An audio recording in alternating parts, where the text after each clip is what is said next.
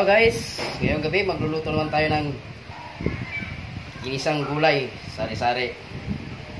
Pero bago ang lahat guys, babatiin ko muna kayo ng isang mapagpalang gabi ng Wednesday. Kumusta kayo guys?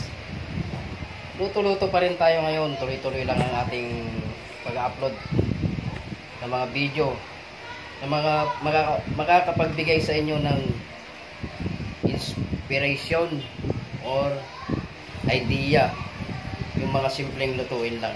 Ayan, now, papakita ko sa inyo yung ating mga lulutuin.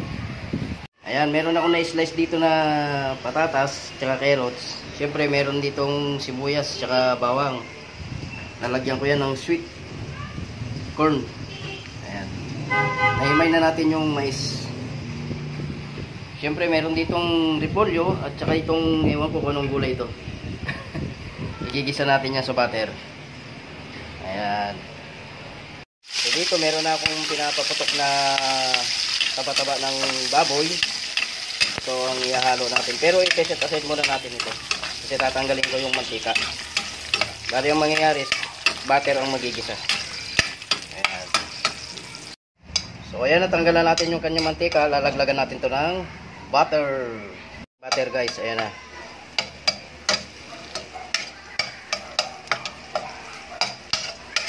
Igigilid lang natin yung karne ng baboy, yung taba-taba. Laglag ko ang ating bawang.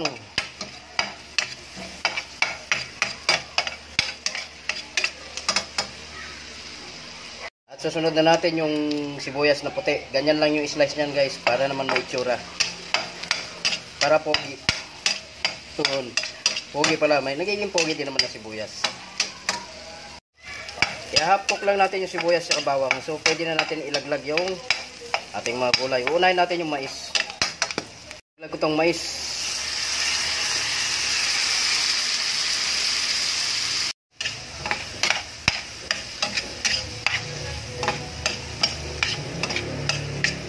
Isang gulay. Ang discover ko lang guys. Kulang saglit.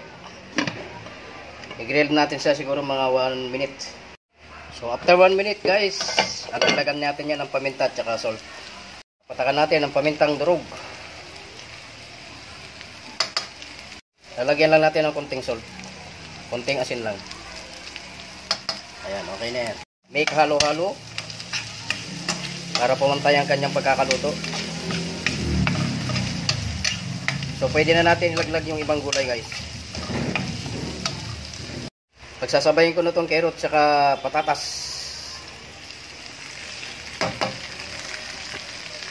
Yan. Tuloy lang natin. Gulay-gulay naman tayo ngayon. Ang discover nating luto ngayon ay gulay.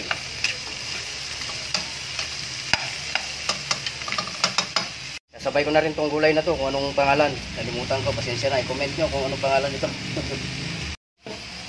Takpan muna natin, hayaan natin silang magisa ng mga 1 minute again bago natin nalagyan ng konting sabaw. After 1 minute, yan, pwede na natin lagyan ng sabaw to guys. Kunti lang ilalagay natin. Mga isang baso lang na tubig. Meron lang siyang sabaw. Ayun. Siyempre ang magdadala, ang magic. Ayan.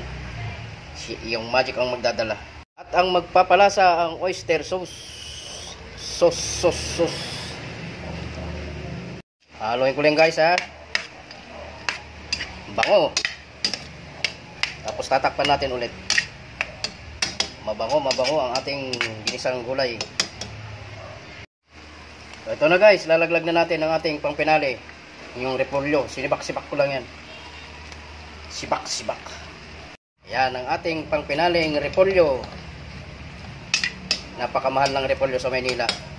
Yung mga tinapon nilang isang truck na repolyo sa Mountain Province, sayang. Ayan. Takpan muna natin guys.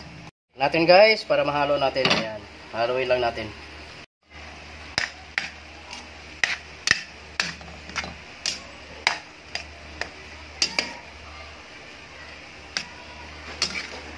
Lagay natin siya sa ilalim para maluto. Pero hindi naman natin i-overcook yan. Mga ano lang, katamtama lang, sakto lang yung pagkakaluto. Check natin ulit. Ayan guys, okay na tong ating ginisang gulay, luto na siya. Ayan, huwag natin i-overcook ang ating repolyo. Kailangan malutong-lutong yung pag kinakain mo. Ayan, pwede na yan. Magpi-plate tayo guys, papakita ko sa inyo.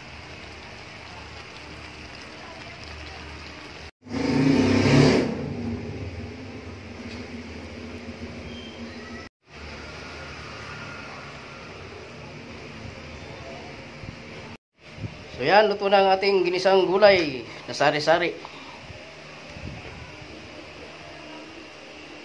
Yan, niluto natin sa butter. May mais, may repolyo, yung carrots saka yung patatas. Yan ang ating video for tonight. Sana'y nakapagbigay ako ng inspirasyon sa inyo sa ating pagluluto. Kung ano lang yung gulay na nasa loob ng bahay, yun ang ating lulutuin. Siyempre, dadagdagan ko lang yan ng iba kung wala tayong panghalo. Ayan guys, thank you for watching guys. Bye bye. Tikman natin to guys. So yan na guys, nakatapos na tayo ng ating video for tonight. Yung vlog natin ginisang gulay, halo-halong gulay. Ayan, discover lang natin yan para man maiba yung ating lutuin. Masarap kumain ng gulay kasi pampahaba ng buhay. Ayan, kaya mga bata, huwag kayong matakot kumain ng gulay kasi ang bawat gulay may kanya-kanyang tungkulin. May ibig sabihin, may proteinang binibigay sa ating katawan. Ayan. Shout out sa inyong lahat mga idol. Salamat sa inyong mga suporta at panonood sa aking mga video. Bye bye.